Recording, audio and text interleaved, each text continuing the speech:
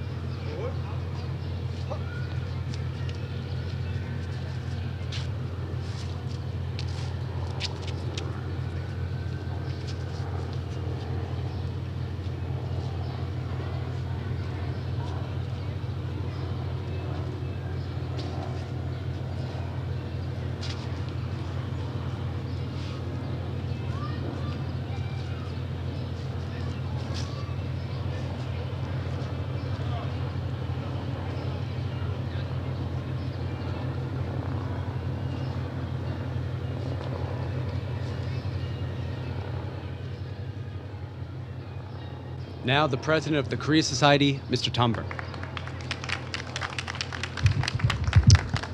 Thank you. Good afternoon, friends, supporters, and veterans. Welcome to our Armistice Day commemoration. I'd like to offer my thanks to the people and organizations that helped make today's ceremony possible. Thanks to the Korean Consulate General in New York, and especially to Consul General Ambassador Hyo-sung Park. Thanks to the Global Society of Korea and America, Mr. Henry Kong, and YD Kim. Thanks to Councilman Paul Vallone for helping to correct the historical record with the installation of a new plaque, soon to be unveiled, that now accurately states the losses suffered by the Republic of Korea.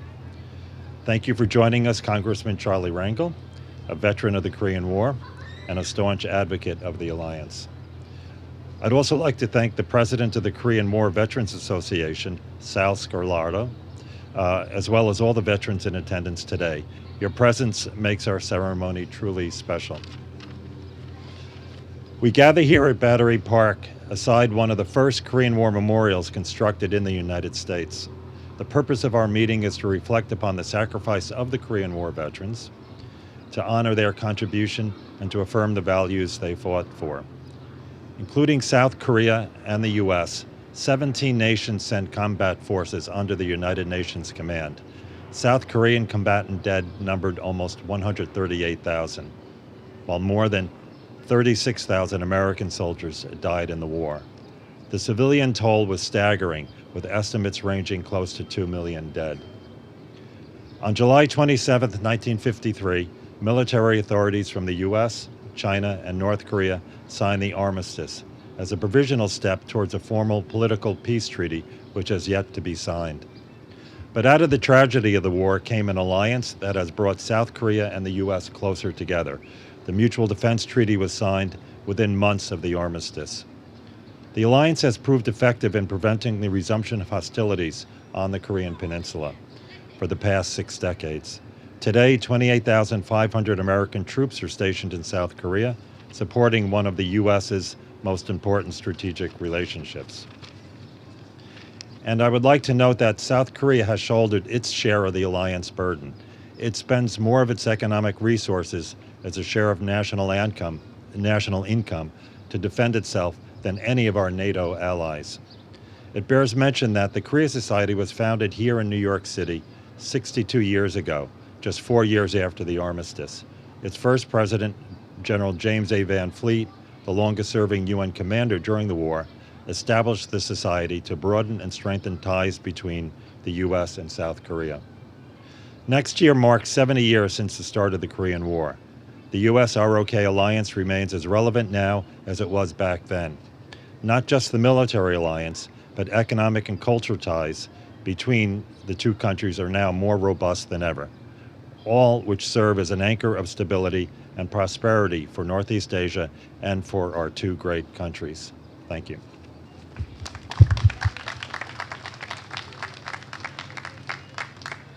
Please help me to welcome Consul General Ambassador Park Hyo-sang. Thank you.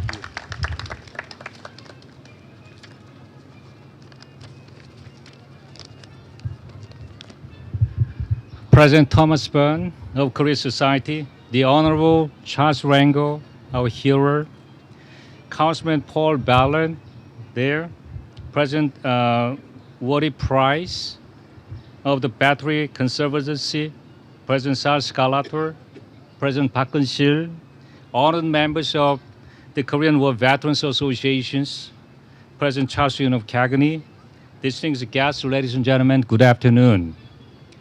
A famed American journalist and director of the U.S. Office of War Information during World War II, Mr. Elmer Davis said, quote, "This nation will remain the land of the free, only so long as it is the home of the brave," unquote.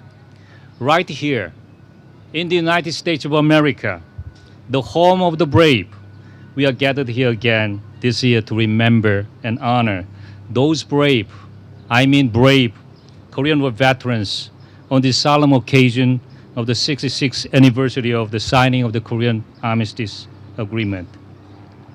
Thanks to the gallant sacrifices of the Korean War veterans, Korea has also remained a land of the free and became the towering symbol of democracy and prosperity.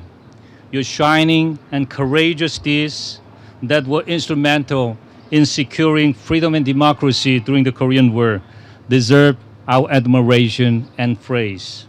It is with my utmost confidence and assurance that we Koreans have not forgotten and will never ever forget your noble sacrifices. Therefore, on this memorable day, I am here on behalf of the government and people of the Republic of Korea to convey the message of profound gratitude for your heroic service during the Korean War. Korean War veterans, please stand up. Korean War veterans, please stand up. Let us give them a big round of applause. Thank you. Thank you so much. Thank you. Please be seated. Ladies and gentlemen, I would like to take this opportunity to briefly explain how much Korea has changed since the Korean War. Thanks to the rock-solid Korea-US alliance and the economic partnership, Korea rose from the ashes of the Korean War and achieved remarkable economic development in such a short period of time. Yes, the Korean War is the only example of a U.S. military intervention in the post-World War II era that resulted in a huge success. Today, Korea is a vibrant democracy and the world's 11th largest economy. Korea's GDP per capita was mere $67 in 1953 when the Korean Armistice Agreement was signed. However, last year, Korea became the 7th country in the world to join the exclusive 35th club with economies for economies with 30,000 GDP per capita and 50 million people. That is amazing. Korean War veterans, ladies and gentlemen, in this regard, as I have indicated, Korea's success story has been possible largely due to the robust Korea-US alliance that has served as a linchpin of peace, stability, and prosperity on the Korean Peninsula, but also in the region for the past six plus decades.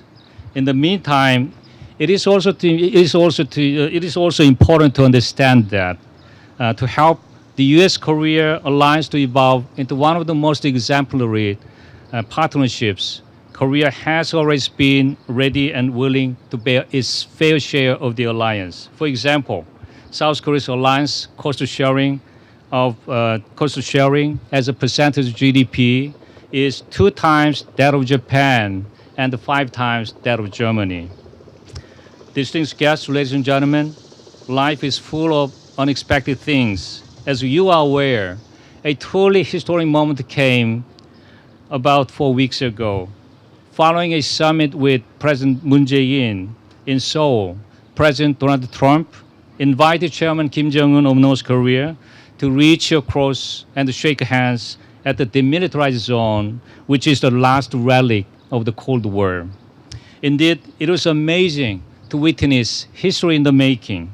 President Trump became the first sitting U.S. president not only to meet with the North Korean leader in Singapore in June of last year, but also to step on North Korea's soil. It was also the very first in history that the leaders of the Koreas and the United States of America met together at Panmunjom in Seoul on June 30th. We are pleased to note that the unexpected summit gathering among the 3 leaders effectively put back on track the peace and denuclearization process that had been in a stalemate since the Hanoi summit in February this year. Ladies and gentlemen, you may ask why this peace process matters. That's because we must do everything we can to prevent another war on the Korean Peninsula.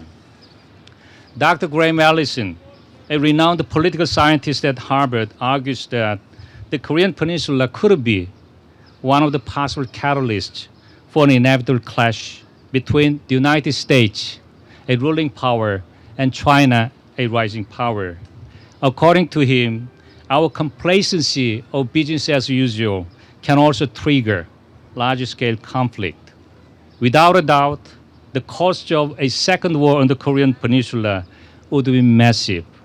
Most devastating of all, the potential use of nuclear weapons in combat for the first time since Hiroshima and Nagasaki.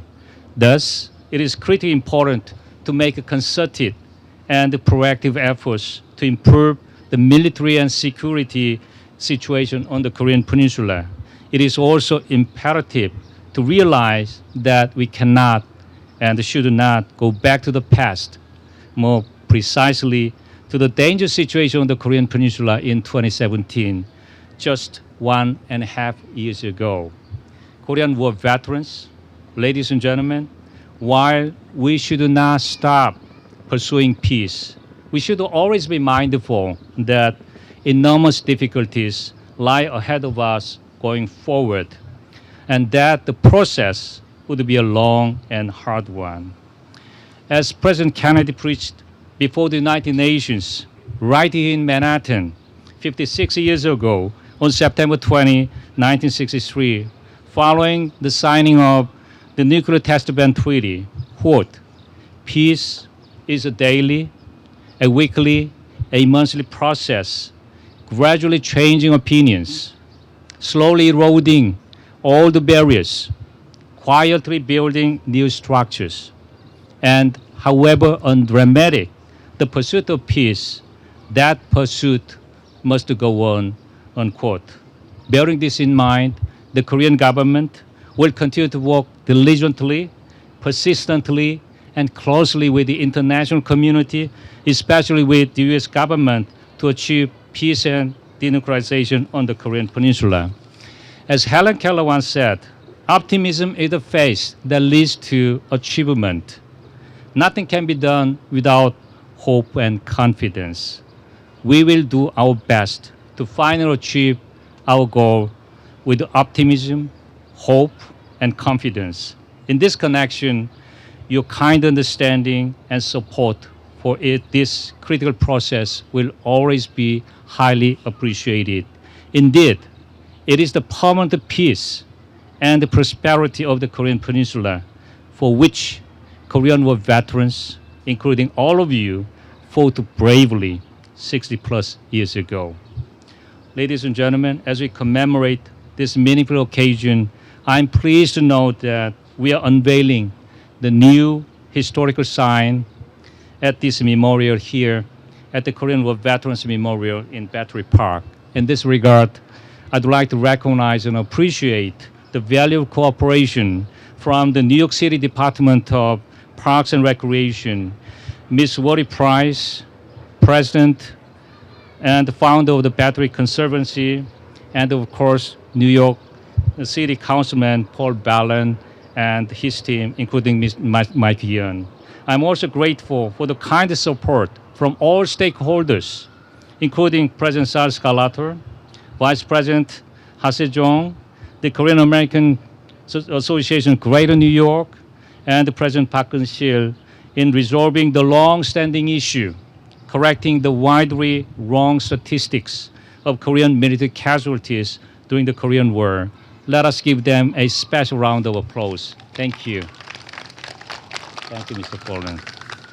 Korean War veterans and dear friends of Korea, as I conclude my remarks, I say to you, Korean War veterans, that the success of Korea is your proud legacy, which we Koreans will never, ever forget. Thank you so much. I wish you and your family continued good health and the best of luck. Thank you, everyone. Thank you. Now I'd like to invite Consul General Ambassador Park and Mr. Paul Vallone to please proceed over to the plaque, and we're going to count them down, and they will unveil the new plaque, which significantly revises the amount of South Korean soldiers killed in action during the Korean War. So can you help join me in a countdown? We'll count down from 5, and then on 1, if you could remove the veil, we'll get a chance to look at. Yes, please stand. Thank you, Sal. Good idea. And on 1, you can remove the plaque. Let's count down. 5, 4, 3, 2, 1.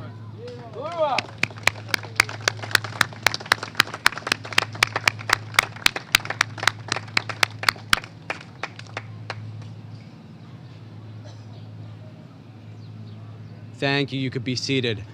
I'd now like to invite Councilman Paul Vallone to make some remarks about the process that went behind having this new plaque installed. Thank you, Tom. Good afternoon, everyone. Could we have a more beautiful day or a location? No, I don't think we can. So for all those who said, say hi to my dad, Peter, our first speaker, thank you. I will bring that. The Vallone family has always been respect for our veterans, respect for what has come before us, for our military, for our first responders, our NYPD. So when John Ha reached out to us and said, we need some help with this plaque, I said, sure, it'd be an honor. And Michael Young in my office didn't hesitate from day one to help to work with all the organizations here. Congressman Charlie Rangel, if there ever was a more perfect example of the union between the United States and Korea, it has to be you. We have to give another applause to our congressman. In my district in Northeast Queens, the Korean and Asian community is flourishing. And you wouldn't be at an event there if you didn't see Congressman Rangel at every time, whether it's Cagney and Charles's organization, whether it's KCS, but with the Parks Department and the Battery Park Conservancy, and of course the Korea Society and everyone here, it might seem simple, but nothing in this city is ever simple. So there's always a lot of work behind the scenes to get these done. In fact, I even fought to be on the Veterans Committee in New York City And we created the very first veterans agency. There was never even a veterans agency in New York City. More veterans in New York City than anywhere else. So when it comes to a plaque, we needed to get this done right. And so when the ambassador reached out and everyone reached out, we wanted to work, and it got done. And we thank the Central Park Conservancy and everyone else that worked with the Battery Park Conservancy, not Central Park, Battery Park Conservancy, Mary, all the work that you do. And I know you have future plans too to even grow this site and everything behind us.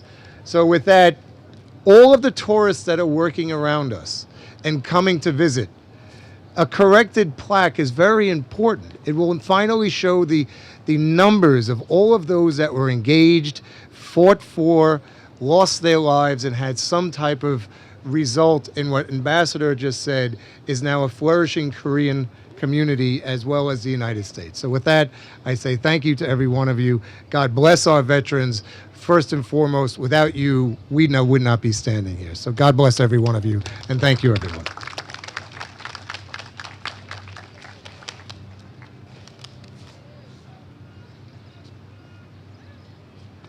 Please help me welcome Korean War Veterans Association Area Commander Sal Scarlato.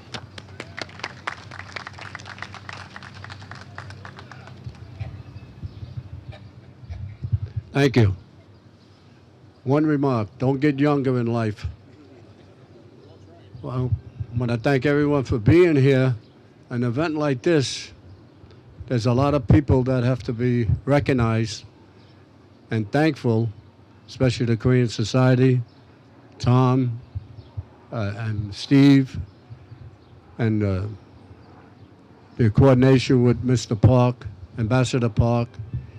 But before I start anything, I want to recognize some people.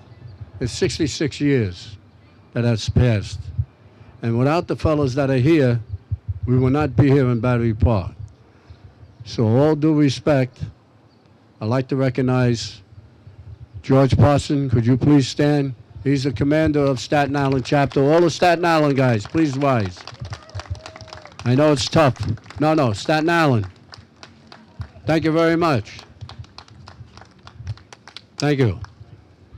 Our allies, the Korean War veterans from Flushing, and also Mr. Park, the commander of all the Korean War veterans. Please rise. Please rise. Up.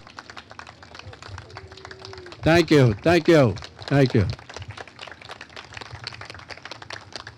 Now, last but not least, I'm going to call on my first Vice President, John Ha, and all the Korean War vets from Long Island. Please rise and be recognized. Thank you, guys. There's also so many people here that has to be recognized. My good friend, Mr. Hang, Charlie Kang. Please recognize him. Mr. Yo, please be recognized. There's so many people. I got to recognize this one person, and she has to stand. Sonny, please rise. Sonny, this is the woman that makes everybody happy. Her name is Sonny. I have to recognize her. We all know when a veteran or a military personnel is in war, especially like Korea and hell, he always waits for a few magic words. Stop. Let's go home. It's ceasefire. So on July 27th, 1953, Lieutenant General Harrison and North Korean Nam 2 in Panmunjom did the first signing of the documents of the ceasefire. They took all these documents and they went to Musani, to the Supreme Commander, General Clark, and he signed it. Now, the most important part of this is at 10 p.m. that day, it was ceasefire. And if you talk to any military personnel that was in Korea, or even not in Korea, when they said that, you never heard the biggest cheer in your life when you know you're going home to your family. And now, 66 years later, we're in Battery Park, this beautiful park, respecting and honoring all the Korean War vets today. Now, last year and the year before, President Donald Trump made an official announcement that July 27th is officially a Korean War Day. And I thought that was great, that he honored us, and that's in writing. And as far as the plaque that Mr. John Ha, who was so instrumental in helping Ambassador Park come up with this plaque in the proper respect, that's history. History is made right now. So in my closing thing, first of all, we got to thank God that we're here. I thank God every day. So we're going to say, God bless America. God bless the Republic of Korea. And there's 4 letters that burn in my heart. Freedom is not free. Thank you.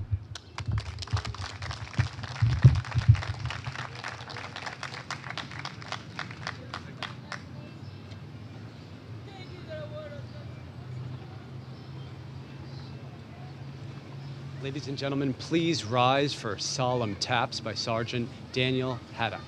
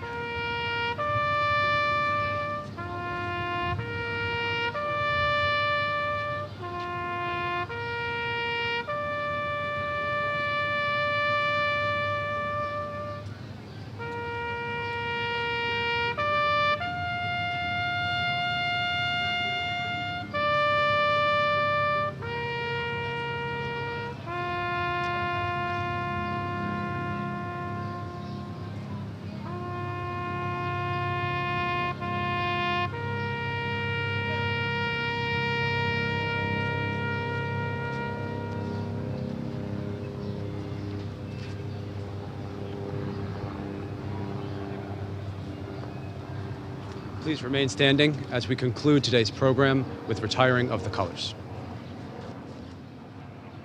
We will now conclude with the retiring of the colors.